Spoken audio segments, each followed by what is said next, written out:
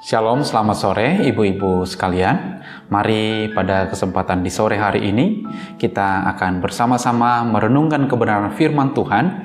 Namun sebelum kita akan merenungkan kebenaran firman Tuhan ini, kita akan terlebih dahulu berdoa. Mari kita satukan hati, kita berdoa. Bapa yang baik, Bapa yang kami kenal dalam nama Tuhan Yesus Kristus. Terima kasih Tuhan Yesus untuk kesempatan di sore hari ini, di mana bersama umat-Mu, yaitu ibu-ibu Gereja Kristus Tanjung Karang, kami bersama-sama akan merenungkan kebenaran firman-Mu. Tuhan tolong, Tuhan berkati, sehingga setiap kebenaran firman ini boleh menjadi berkat bagi kami sekalian. Terpuji termulia nama-Mu Bapa, dalam nama Tuhan Yesus Kristus, kami berdoa menyambut firman-Mu. Amin. Ibu-ibu, tak terasa sekarang kita sudah memasuki di bulan 2, bulan Februari, di mana di bulan ini juga kita boleh menikmati anugerah Tuhan dengan perayaan Imlek yang meriah di tengah-tengah kita. Dan biarlah kiranya juga dalam perayaan ini kita boleh mengingat bahwa cinta kasih Tuhan itu sungguh ada senantiasa dalam kehidupan kita, dalam keluarga kita, maupun di tengah-tengah kita pribadi lepas pribadi. Mari ibu-ibu sekalian, kita akan sama-sama membuka kebenaran firman Tuhan yang terambil dari 2 Tawarik pasal yang ke-34 ayat yang pertama hingga ayat yang ke-7. Saya ulangi, 2 Tawarik pasal yang ke-34 ayat yang pertama hingga ayat yang ke-7. Saya akan membacakan untuk kita sekalian, demikian bunyi firman Tuhan. Yosia berumur 8 tahun pada waktu ia menjadi raja, dan 31 tahun lamanya ia memerintah di Yerusalem. Ia melakukan apa yang benar di mata Tuhan dan hidup seperti Daud bapa leluhurnya, dan tidak menyimpang ke kanan atau ke kiri. Pada tahun ke-8 dari pemerintahannya, ketika ia masih muda belia, ia mulai mencari Allah Daud bapa leluhurnya, dan pada waktu tahun ke-12 ia memulai mentahirkan Yehuda dan Yerusalem, dan pada bukit-bukit pengorbanan, tiang-tiang berhala, patung-patung pahatan, dan patung-patung tuangan. Mesbah-mesbah para Baal dirobohkan di hadapannya. Ia menghancurkan pedupaan-pedupaan yang ada di atasnya. Ia merumukkan dan menghancur lululantahkan tiang-tiang berhala, patung-patung pahatan dan patung-patung tuangan, dan menghamburkannya ke atas kuburan orang-orang yang mempersembahkan korban kepada berhala-berhala itu. Tulang-tulang para imam dibakarnya di atas mesbah-mesbah mereka. Demikianlah ia mentahirkan Yehuda dan Yerusalem, juga di kota-kota Manasye, Efraim dan Simeon, sampai di kota-kota Naftali yang dimana telah menjadi reruntuhan. Ia merobohkan segala mesbah dan tiang berhala, meremukkan segala patung pahatan, serta menghancur lululantahkannya, dan menghancurkan semua pedupaan di seluruh tanah Israel. Sesudah itu ia kembali ke Yerusalem. Ibu-ibu yang terkasih dalam Tuhan kita Yesus Kristus, tema kita pada sore hari ini berbicara mengenai carilah Tuhan senantiasa. Adalah sesuatu yang benar ketika orang percaya mencari Tuhan dalam hidupnya. Adalah sesuatu yang seharusnya manakala orang yang percaya kepada Tuhan Yesus senantiasa mencari Tuhan di dalam hidupnya.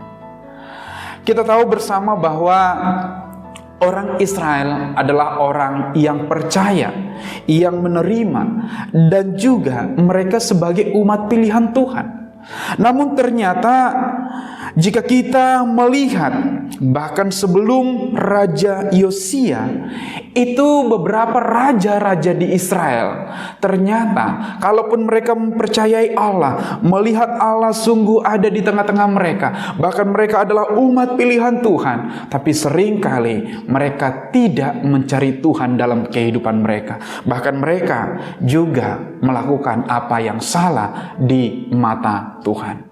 Ketika Yosia dikatakan di dalam pembacaan kita menjadi raja berumur 8 tahun, dia boleh dikatakan pada saat itu masih anak-anak. Dan ketika dia berumur 16 tahun atau 8 tahun di dalam pemerintahannya, sesudah dia menjadi atau diangkat menjadi raja, dia dikatakan merobohkan, meluluh lantakan semua patung-patung berhala. Apa yang dilakukan oleh Yosia di sini jelas sekali adalah bahwa dia ingin mengembalikan apa yang seharusnya yang menjadi ciri khas, yang menjadi model atau role model daripada orang Israel, yaitu mengandalkan Tuhan dalam segenap kehidupan mereka. Bapak Ibu, secara khusus kaum wanita yang ada di Gereja Kristus Tanjung Karang, mencari Tuhan senantiasa dalam kehidupan kita, itu bukanlah sebenarnya sesuatu yang baru dalam kehidupan kita. Mencari Tuhan itu adalah suatu kebutuhan dalam kehidupan kita, secara khusus dalam kehidupan rohani kita.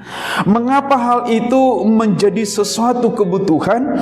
Karena kita menyadari bahwa hanya karena anugerah, hanya karena Allah, hanya karena Tuhan saja, maka kita bisa ada sebagaimana kita ada pada saat ini. Ketika Yosia menyadari bahwa dia harus membawa umat Israel kepada Allah, dia melihat karena memang itu yang benar, itu yang seharusnya terjadi, yang dilakukan oleh umat Allah. Dan ini menjadi satu teladan bagi kita, di mana ada seorang raja yang masih muda belia, dikatakan dia membawa umatnya, membawa rakyatnya mencari Tuhan, mengandalkan Tuhan.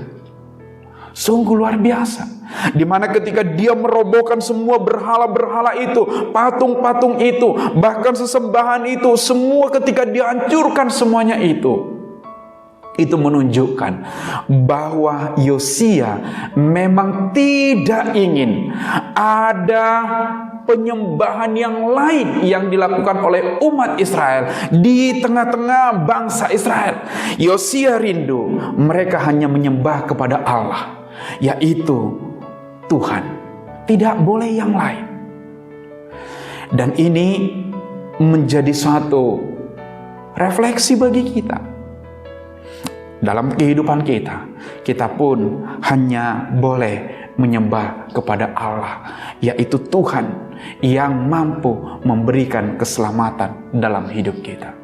Ketika kita hanya menyembah kepada Allah yang benar, yaitu di dalam Tuhan Yesus Kristus, maka semua jenis-jenis yang namanya penyembahan berhala atau apapun bentuknya itu, baik kejahatan atau apapun yang betul-betul tidak sesuai dengan kehendak firman Tuhan, kita tidak hanya sekedar menyingkirkan, kita tidak boleh hanya sekedar membuang, tapi kalau boleh kita juga membenci semuanya itu.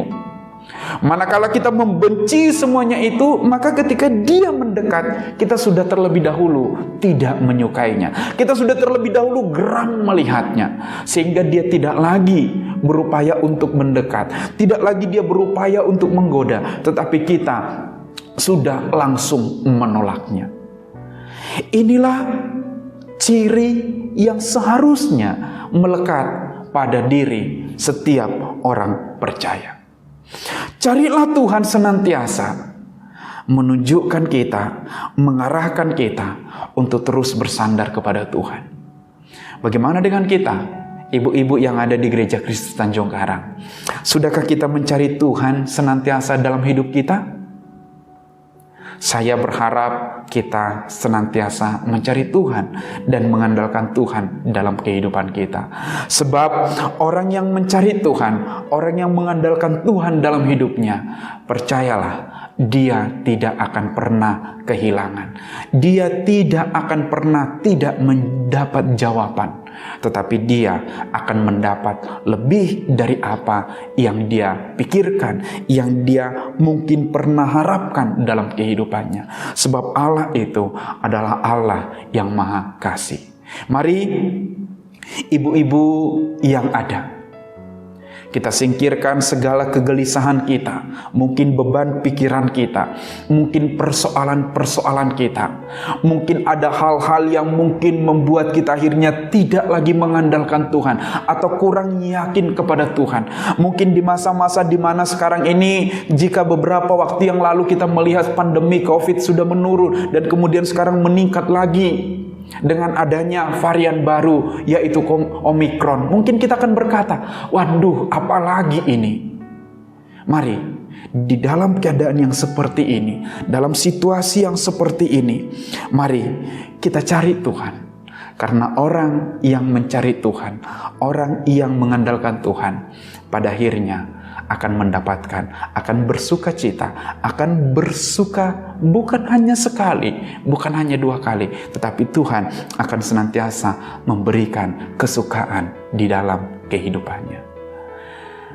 Inilah yang menjadi renungan bagi kita pada sore hari ini. Dan saya rindu kita semua, ibu-ibu yang ada, terus mencari dan mengandalkan Tuhan. Ingat, mengandalkan dan mencari Tuhan itu adalah sesuatu yang harus kita lakukan dalam kehidupan kita, karena kita adalah orang percaya yang mengandalkan Tuhan dalam segenap aspek kehidupan kita. Mari kita satukan hati, kita berdoa. Bapa, terima kasih untuk kesempatan di sore hari ini. Kami telah mendengarkan sabda kebenaran firman Tuhan. Biarlah kiranya Tuhan, sabda kebenaran firman-Mu ini, di mana mengajarkan kami secara khusus kaum ibu yang ada di Gereja Kristus Tanjung Karang untuk senantiasa mencari Tuhan dalam kehidupan mereka. Jika Raja Yosia di dalam kehidupannya sebagai seorang raja yang masih muda belia, dia mampu mencari Tuhan, dia mampu mengandalkan Tuhan, bahkan dia boleh menyingkirkan segala berhala-berhala yang ada. Dengan itu semua, dia membawa umat Israel untuk mencari Tuhan, mengandalkan Tuhan.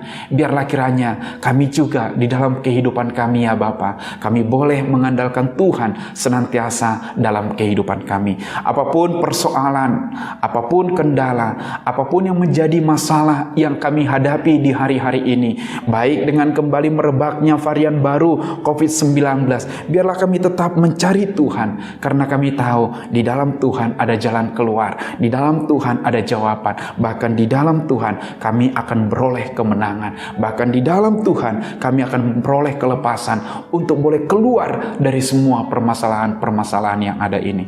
Berkati setiap wanita-wanita, setiap ibu-ibu, bahkan setiap pekerjaan-pekerjaan daripada kaum wanita yang ada di Gereja Kristus, ya Bapa. Bahkan dalam aktivitas mereka, dalam keseharian mereka, mungkin dalam keluarga mereka, bahkan juga dalam pekerjaan mereka.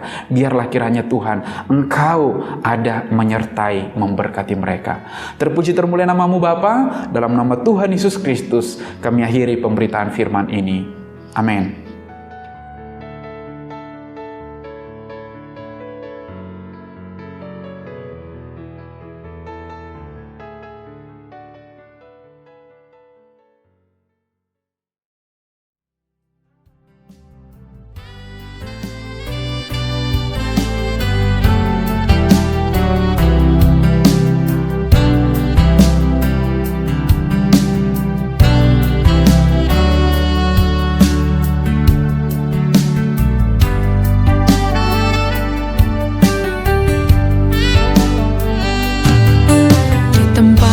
Sepi dan tersembunyi, ku cari Kau Tuhan dengan segenap hati. Di dekat-Mu sungguh beri kedamaian, hatiku menyatu dengan-Mu.